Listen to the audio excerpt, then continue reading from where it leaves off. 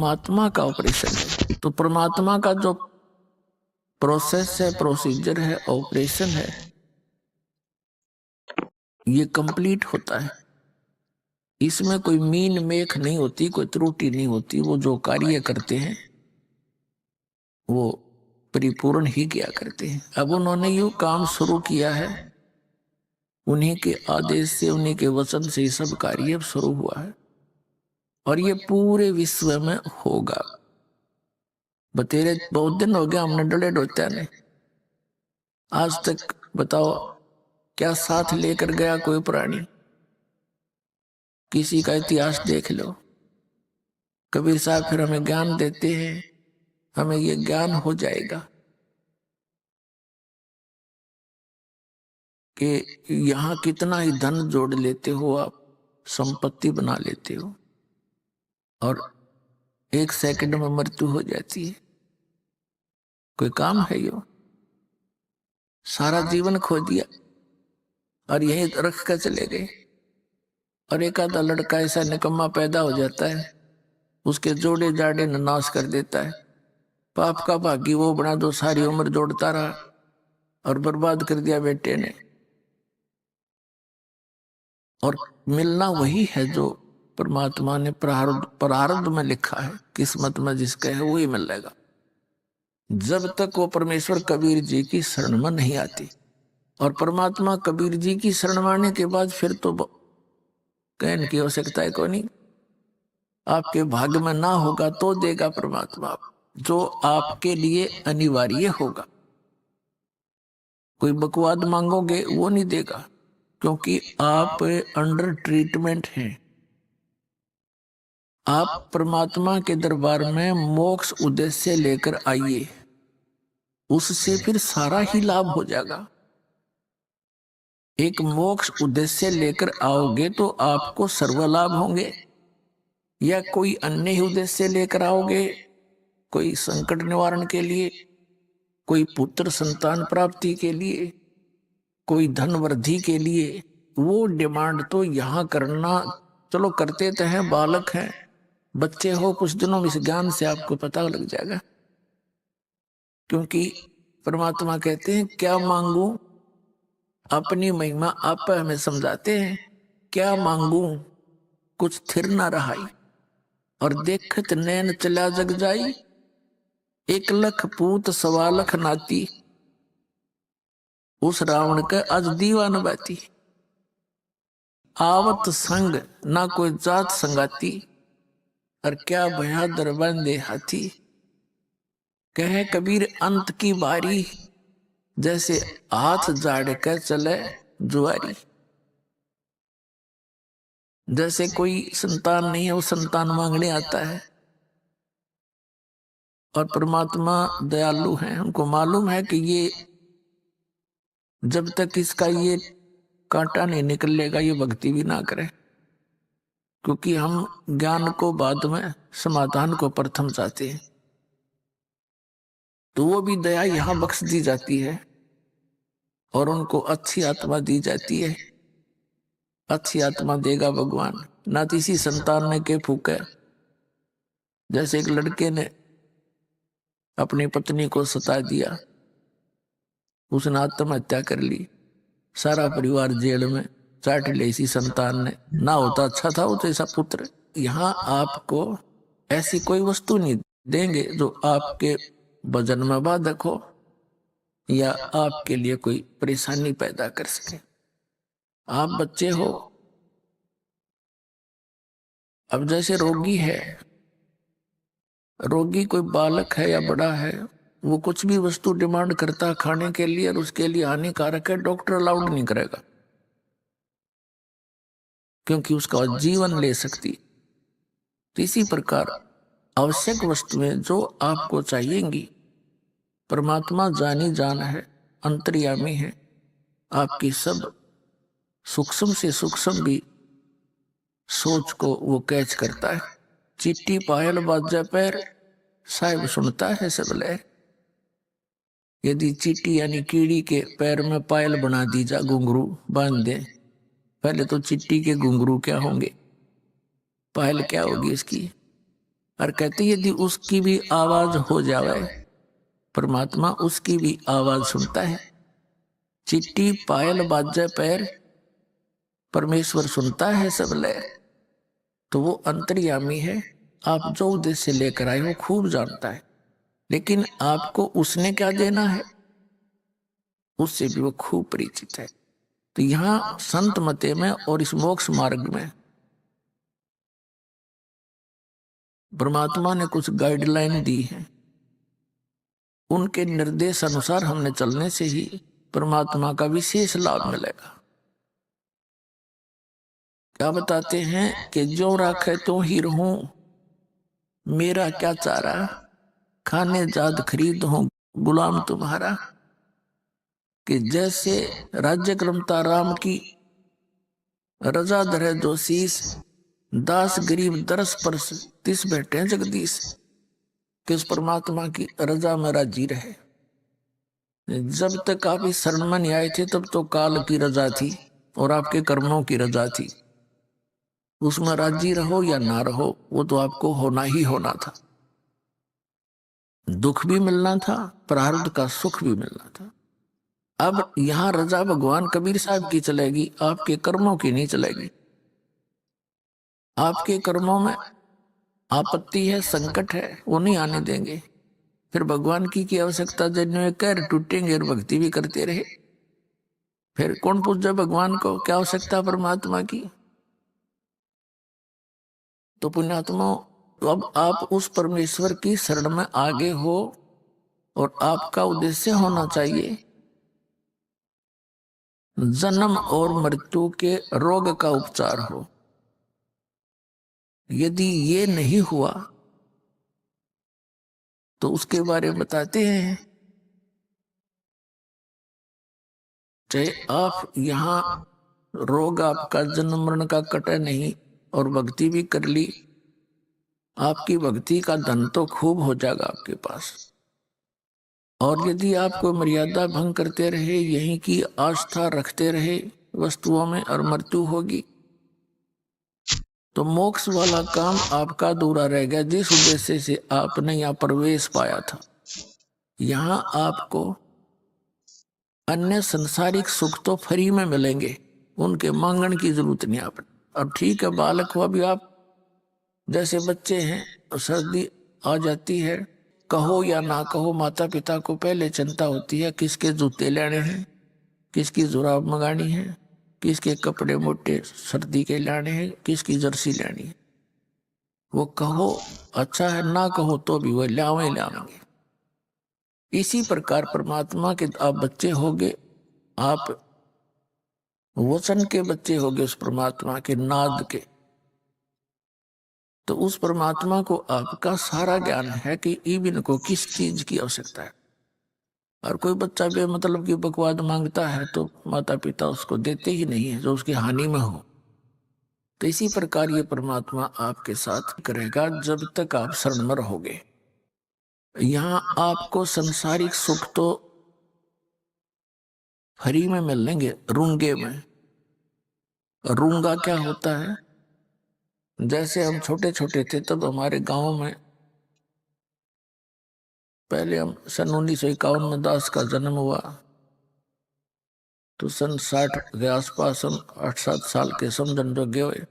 तो उसमें क्या करते थे, गांव में बाहर के शहर के व्यक्ति कुछ सामान बेचने आया करते, सब्जी, कोई फल, प्याज, इस तरह के।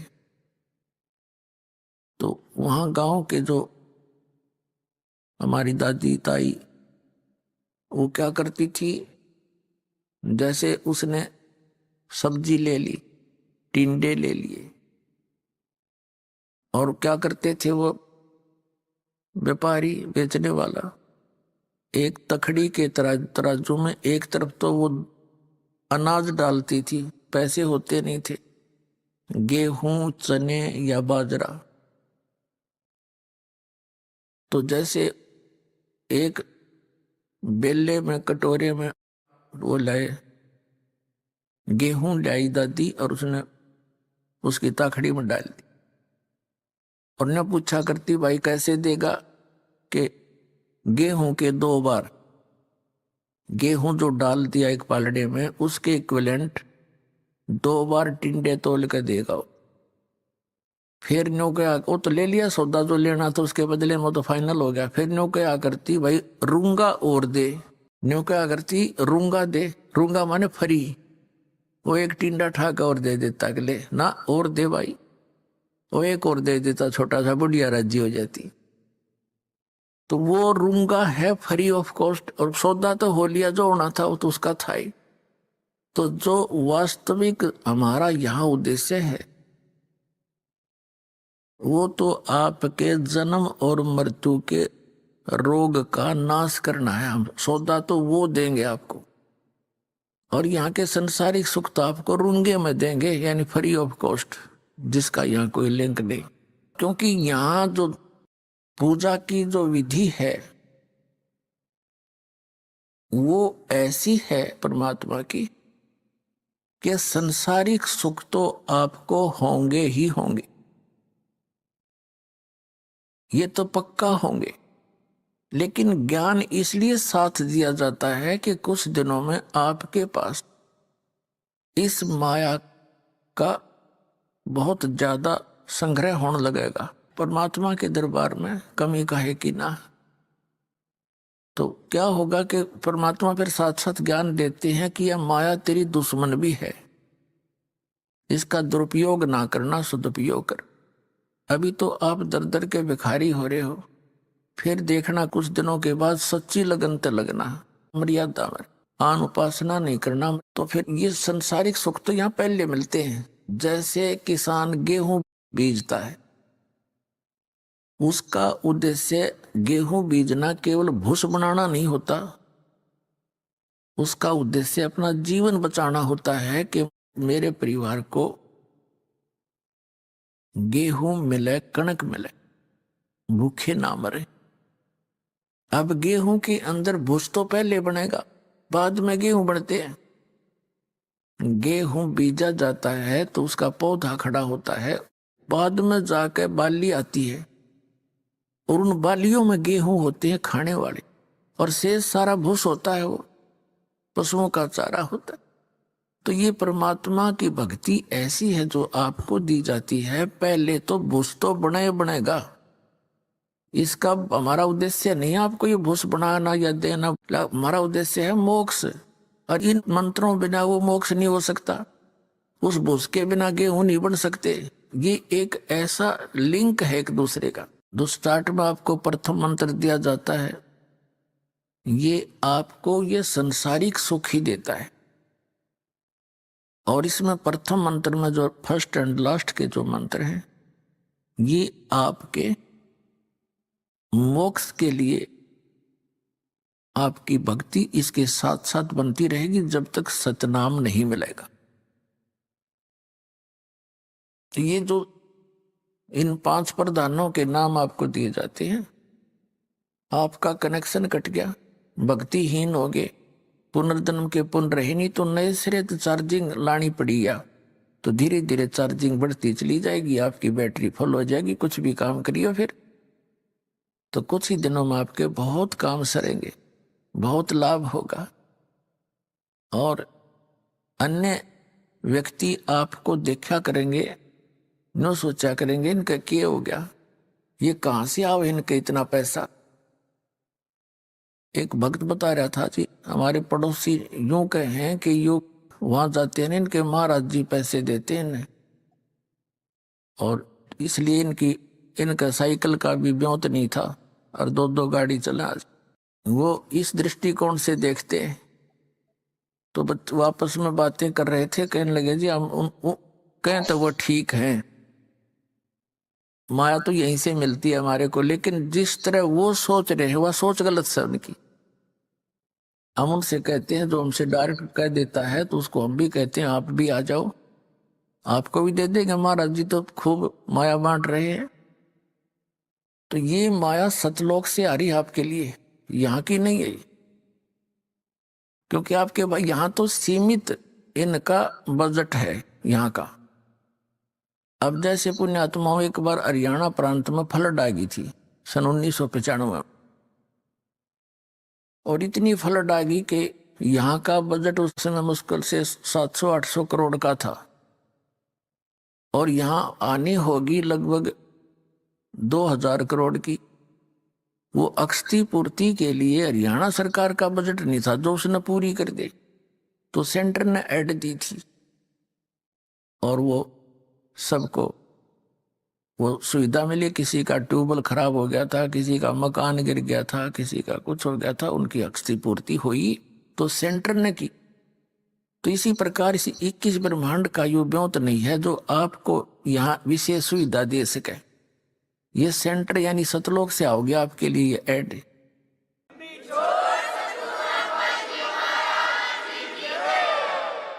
तो इस प्रकार आपने या तो चिंता छोड़ देनी चाहिए कि अब मुझे क्या मिलेगा क्या ना मिलेगा, लेकिन आप दूध के जले हुए हो, छाछ को भी फूकते हो बहुत दिनों तक, समय लगेगा, धीरे धीरे आपको विश्वास हो जाएगा, और विश्वास ये परमात्मा आपको करा देगा, क्योंकि आपको सुख प्रारंभ हुए और आपका विश्वास दृढ़ होने लगा। आपको लाभ मिलेगा जब आप नियम ठीक रखोगे।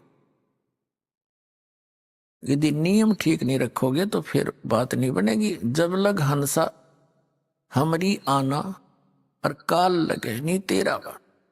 कबीर परमात्मा कहते हैं जब तक ये हे हंस, ये प्यारी आत्मा मेरी शरण में रहेगा, तब तक हे काल तेरा कोई अटैक उस पर नहीं हो सकता। और ये परमात्मा के जो नियम हैं ऐसे समझ लेना जैसे लक्ष्मण रेखा होती है। कौन कौन से नियम है? आन उपासना नहीं करनी, जो दास भक्ति बताता है इसमें सभी पूजाएं आ जाती है। इसके अतिरिक्त कोई और पूजा आप अपनी परंपरागत करते हो तो वो शास्त्र विधि को त्याग कर आपका मनमाना आचरण है। श्रीमद् भगवद गीता अध्याय नंबर 16 के श्लोक नंबर 23-24 में कहा कि अर्जुन, शास्त्र विधि को त्याग कर जो मनमाना आचरण करते हैं उनको न तो सुख होता है, न उनको कोई सिद्धि प्राप्त होती है, न उनकी परम गति होती है। यूजलेस, फिर क्या फायदा डले ढोने का। और शास्त्र में कुल साधना कौन सी है? पवित्र वेदों में, पवित्र श्रीमद् भगवद गीता में, और पवित्र सूक्ष्म वेद जो कबीर परमेश्वर के द्वारा दिया गया अमृत ज्ञान सच्चिदानंद घन ब्रह्म की वाणी में जो भी साधना लिखी है, उसके अतिरिक्त जो भी हम साधना करते हैं, भक्ति करते हैं, वो शास्त्र विधि को त्याग कर मनमाना आचरण है। चाहे वो पुराणों से आपने लिया है, चाहे आपने किसी उपनिषद से वो भक्ति ली है, यदि वो इन परमात्मा के वेद और गीता से नहीं मिलती तो यूजलेस है। तो ये प्रथम तो ये है कि आन उपासना नहीं करनी और पूजा नहीं करनी, जो हम दे वही करनी है। इसके विषय में कबीर साहब कहते हैं 100 वर्ष तो सतगुरु पूजा, एक दिन आन उपासी, वो अपराधी आत्मा फिर पड़े काल की फांसी। कहते हैं 100 वर्ष आपने अपने गुरु जी के द्वारा बताई हुई यथार्थ भक्ति कर ली और एक दिन आन उपासना कर ली, कहते तेने बैठा बैठा दिया, सारा काम बिगाड़ दिया, नाम खंड हो गया, परमात्मा रूठ गया। परमात्मा रूठे पाछे फिर हमारे पास क्या रह गया? चाहे कितनी भक्ति कर ली हो, जिस उद्देश्य को लेकर चले थे वो उससे वंचित रह जाओ। फिर क्या बताते हैं? परमात्मा की शरण में आने के बाद आपके ऊपर किसी भी देवी देवता, भूत प्रेत, बहरो बैताल का कोई असर नहीं हो सकता। ये सत्कर मान लेना। चाहे को करके देख लियो, कितना कुछ कर लियो, हमने बहुत से प्रमाण भी बता रखे हैं आपको बहुत बार, जो यहाँ भक्त आते हैं जिनके ऊपर इन सियाने सप्टिया ने खूब करके देखा, कोई असर नहीं हुआ, उल्टे वही दुखी हो गए। तो उन्होंने स्वयं फोन करके बताया हमारे बच्चों को, हमारे भक्तों को, कि भाई आपकी भक्ति अनमोल है, आज तक हमारे मंत्र किसी पर निष्क्रिय नहीं हुए थे, आप पर ये कारगर सिद्ध नहीं हुए और आप सही लगे हुए।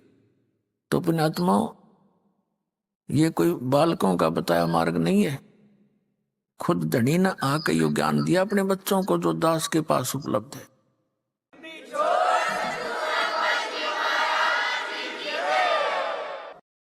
और ये ज्ञान अभी तक छुपा के इसलिए रखना था कि कहीं काल के दूतों का हाथ लग जाता, उनके द्वारा जो नाम भी ये भक्ति बताई भी जाती तो असर नहीं करती, क्योंकि अधिकारी के बिना कोई भी काम सफल नहीं होता। एक छोटा सा लाइसेंस बनवा लो ड्राइविंग चालक का, और वो भी डुप्लीकेट है तो जब पकड़ा जाएगा वो सजा का पात्र होगा। विदेश जाने का पासपोर्ट है, वो डुप्लीकेट, वो काम नहीं करे। और ये तो सतलोक जाने का पासपोर्ट, ये नकली जगह जगह ठग बैठे, मूर्ख बना रहे सारी जनता को, इनके पास वो वस्तु है नहीं और सबका जीवन नाश करते। तो जब यहां से जाते हैं तो बनाने वाला भी दोषी और बनवाने वाला भी। तो कबीर साहब कहते हैं, देखा देखी गुरु शिष्य बन गए, किया ना तो विचारा, और गुरु शिष्य दोनों के सिर पर काल ठोका पंजारा। दोनों ने गड़ेगा काल घेर के वहां पर, तो वहां चिल्ला भी पट्टेगा, गुरु जी की भी वही मजाई हो रही होगी। तो दोनों रोएंगे बैठ के, फिर क्या बने, वो छूट की डोर हाथ थे। और फिर परमात्मा कहते हैं, जब आप शरण ले लेते हो कबीर भगवान की इस दास के माध्यम से, तो आपके सभी भूत प्रेत पितृ आपके घर से स्थान छोड़ जाते हैं। अब एक भक्त कह रहा था बुरी तरह, न बोले जी हम हमारे दूसरे चाचे ताऊआ ने परेशान कर रखे हैं। माँ भी क्यों कर रखे हो, कि जी हमारे पहले प्रेत बाधा थी, यहां से दीक्षा लेने के बाद वो हमारी प्रेत बाधा तो खत्म होगी। अब वही प्रेत थी तो मेरे चाचे ताऊआ के भी हुआ, तो उनके वो प्रेत बाधा ज्यों की तो चल रही है, हमारी ठीक होगी। तो उनने क्या सोचा कि इनने हमारे भेज दिए सारे भूत, तो उन्होंने हमारे साथ विरोध करना शुरू कर दिया कि तुम कितना वहां जाते हो, हमारे ऊपर जंतर मंत्र करा के तुमने सारे भूत हमारे भेज दिए, हमारे साथ झगड़ते हैं। तो मैंने कहा उनसे ये कहो कि आप भी आओ और देखो वहां क्या जंतर मंत्र किया जाता है। और इसका तो यही है कि जैसे आप जी ने दीक्षा ले ली, जैसे घर में मच्छर हो मच्छर, और वहां ऑल आउट लगा दे, ये जो आती है कि, तो मच्छर उस घर को छोड़कर कहां जाएंगे, उससे बाहर दूसरे घर में घुस जाएंगे जो बिना ऑल आउट का होगा। तो पर हमने भाई ऑल आउट दे रखी आप तई, ये भक्ति का जो सच्चा मंत्र है ये ऑल आउट है। और उनसे भी कहो कि वो भी आके यहाँ ले लें ऑल आउट, वो फिर अपने आप वो भी सुखी हो जाएंगे। अब जैसे कबीर साहब कहते हैं कि एक समय ये जितने भी भैरव भूत पित्र और ये देवता देवी मेरे पास आकर खड़े हो गए और कहने लगे, जो आपकी पूजा करते हैं, आपको मानते हैं, वो हमें नहीं पूजते। अब हमें बताओ हम कहाँ जाएं, हमें ठौर बताओ। कबीर साहब ने कहा, जो मेरी पूजा नहीं करते वो तुम्हारे लिए ही है, उनको लूटो खाओ। देवी देव ठाड भये हमको ठोर बताओ, जो मुझको पूजे नहीं उनको लूटो खाओ। जाओ तुम जो मुझे नहीं पूछते खाओ।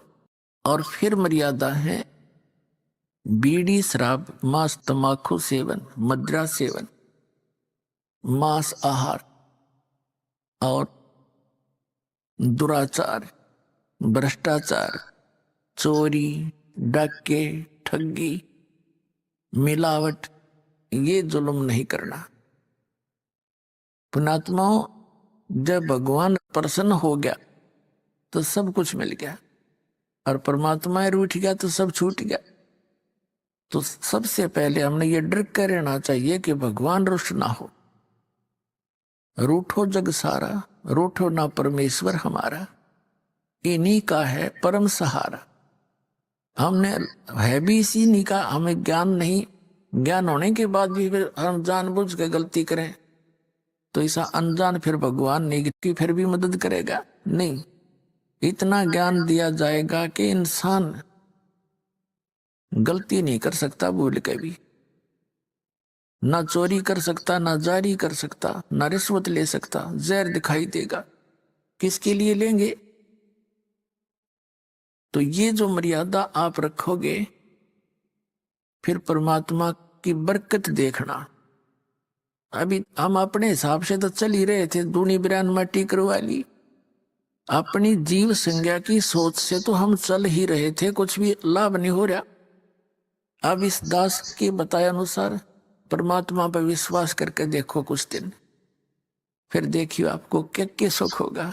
आपकी जबान का थूक सूख जाएगा दूसरे को बताते बताते।